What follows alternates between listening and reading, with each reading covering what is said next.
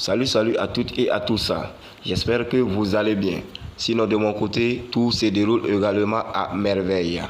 Alors, une fois de plus, je suis bien heureux de vous retrouver sur une nouvelle vidéo pour vous partager une nouvelle astuce. Alors, pour ce qui sera de cette astuce, nous allons aller comme on a l'habitude de le faire. Donc, nous n'allons pas déroger à nos règles habituelles. Et nous allons faire dans un combiné. Et pour ce qui sera de la journée à venir, nous aurons 6 événements dans notre combiné avec une cote de 6. Et parmi ces 6 événements, nous aurons 3 options sur les matchs de la Coupe du Monde de la journée et le reste des matchs seront sur des championnats qui n'ont pas encore cessé de se jouer à cause de la Coupe du Monde. Et pour chacun de ces événements, je les prendrai un et je vous évoquerai les raisons qui m'ont poussé à les choisir. Et à la fin, vous pourrez vous faire une idée de jeu, c'est-à-dire soit de jouer le combiné en totalité, soit de voir parmi les éléments que je vous ai donnés, vous ferez vos propres choix en diminuant le combiné ou en le modifiant à votre guise.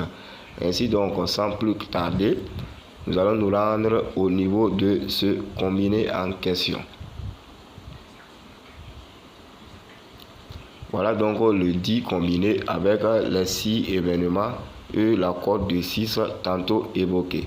Et comme je l'ai dit, nous allons faire un petit tour sur chaque événement pour que vous puissiez voir les options sélectionnées.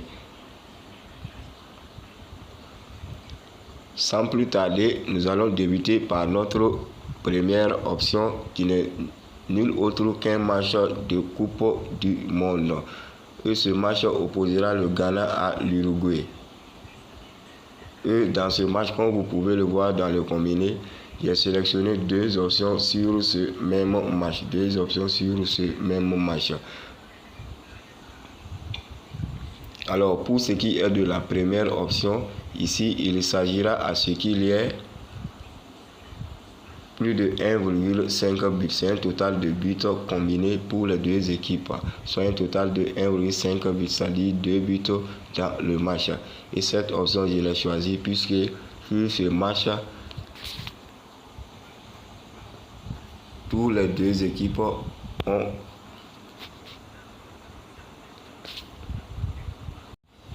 Alors, comme je le disais, sur ce match, tous les 2 équipes ont encore une chance de se qualifier pour les 8e de finale de cette compétition. Et ici, si vous observez bien, l'Uruguay n'a pas encore réussi à marquer dans cette Coupe du Monde, alors que le Ghana qui a marqué beaucoup de buts est l'équipe aussi qui a encaissé le plus de buts dans cette poule. Et face à une défense aussi friable et à des attaquants uruguayens, qu'on ne dira pas, peut-être ils sont pas, on va dire, ils croisent des équipes qui sont plus en forme qu'eux, mais je pense que face au Ghana, sur ce match, au minimum, nous aurons un but de chaque côté, ce qui nous donnera le total de 1,5 but. Et quoi qu'il en soit, nous attendons à minimum 2 buts ici pour valider cette option et c'est sûr que ces deux buts seront marqués dans ce match. Et l'autre option toujours sur ce match est l'option totale de carton jaune.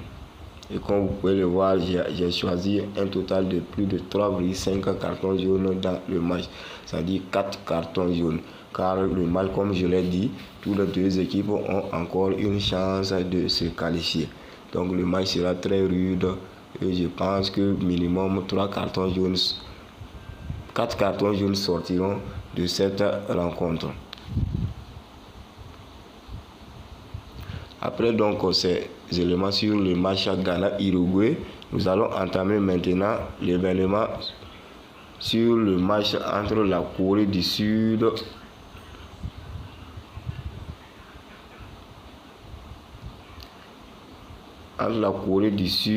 et le Portugal. Et ici également, je suis allé sur un total de cartons jaunes, soit plus de 1,5 carton jaune pour l'équipe de la Corée du Sud. Alors, comme vous le savez, ici dans ce match, le Portugal n'a plus rien à perdre, puisque le Portugal est déjà qualifié pour les huitièmes de finale.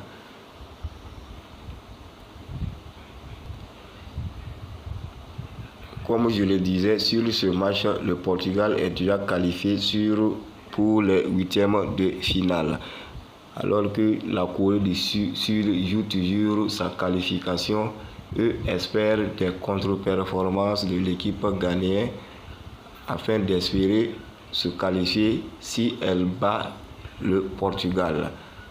Ainsi donc, le Portugal ne va pas trop se livrer, je pense, et va essayer de jouer comme un match amical.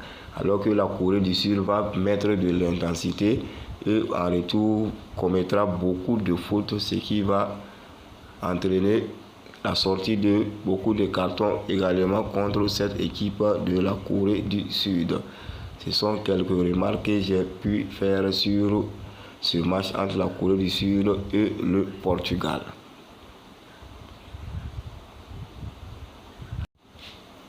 Maintenant, après donc les événements sur la Coupe du Monde, nous aurons comme quatrième événement plutôt un match de la deuxième division du championnat belge. Et le match va concerner l'équipe 2 de l'Anderlecht à l'équipe 2 du Genk. Et comme vous pouvez le voir ici, je suis allé sur l'option totale de buts. Total de buts, soit plus de 2,5 buts dans le match, c'est-à-dire 3 buts minimum dans ce match pour valider cette option. Et là, cette option a été choisie puisque j'ai constaté que dans presque la majorité des matchs de ce championnat, il y a minimum 3 buts marqués. Et également, j'ai aussi constaté que l'unique match qui a opposé ces deux équipes, il y a eu 5 buts dans la rencontre. Toutes ces deux équipes marquent presque à chacune de leurs sorties. Raison pour laquelle j'ai considéré que sur ce match, on peut avoir minimum 3 buts.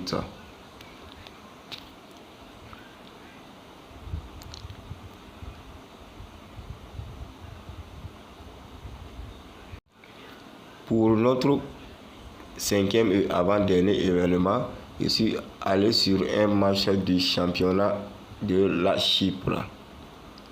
Et le match concerné est le match entre Enosis Neo Paralimni et Lake Lanarka.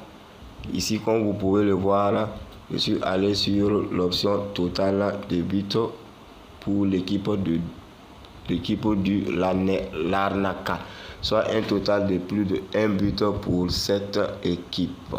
Et ici, j'ai sélectionné cette option car j'ai constaté que, comme vous le voyez, dans presque tous les matchs qui ont opposé ces deux équipes, l'équipe du Larnaca a réussi à marquer au minimum un but. Au minimum un but. Au minimum un but, ça dit que ici sur notre match, si le match est terminé sur un score de 1-0, nous serons remboursés. Et au mieux des cas, si cette équipe de Larnaca marque 2 buts, cette option sera validée. Et un autre fait a retenu mon attention est que dans ce championnat, comme vous pouvez le voir, le Larnaca est la troisième équipe qui marque le plus de buts dans ce championnat. Elle est actuellement quatrième du championnat. Alors que l'équipe de l'Enosis Néon, comme vous le voyez ici, fait partie des équipes qui encaissent le plus et qui marquent le moins. Donc sur ce match aussi, on peut s'attendre à la validation de notre option de plus de 1 but pour l'équipe du Larnaca. Maintenant donc, pour terminer, nous avons un match de handball du championnat français. Et ce match est le match entre le Montpellier et le Dunkerque. Et ici, l'option est une option totale de buts, soit plus de 55,5 buts marqués durant les 60 minutes que dure un match de handball. Et ici, cette option, je l'ai choisie puisque l'équipe de Montpellier cette saison fait partie des meilleures équipes planétaires en matière de handball. Le Dunkerque aussi dans le championnat ne se débrouille pas mal et est également bien placé. Alors donc sur ce match, on peut espérer au minimum un score de 32-27 ou plus de 30 même de la part de chaque équipe, ce qui nous validera aussi cette option.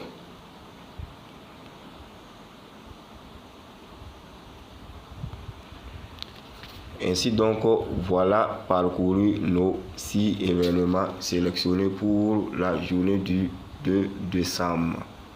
Et comme vous pouvez le voir, la cote est une cote de 6,174 avec 6 événements. Ainsi donc, comme je vous l'ai dit, vous pouvez modifier le combiné à votre guise afin de le rendre favorable à votre niveau si les options que je vous ai choisies ne vous paraissent pas appropriées. Comme je l'ai dit, rien n'est absolu sur ces paris sportifs et je les donne afin que chacun ait une idée de jeu pour ceux qui n'ont pas le temps de passer sur les éléments de sport pour sélectionner des matchs à jouer. Mais le combiné, vous pouvez le jouer car comme je l'ai dit, jouer le combiné et si on doit gagner, nous gagnerons tous ensemble. Sans plus tarder, comme code de ce combiné, avons le 55 BFA.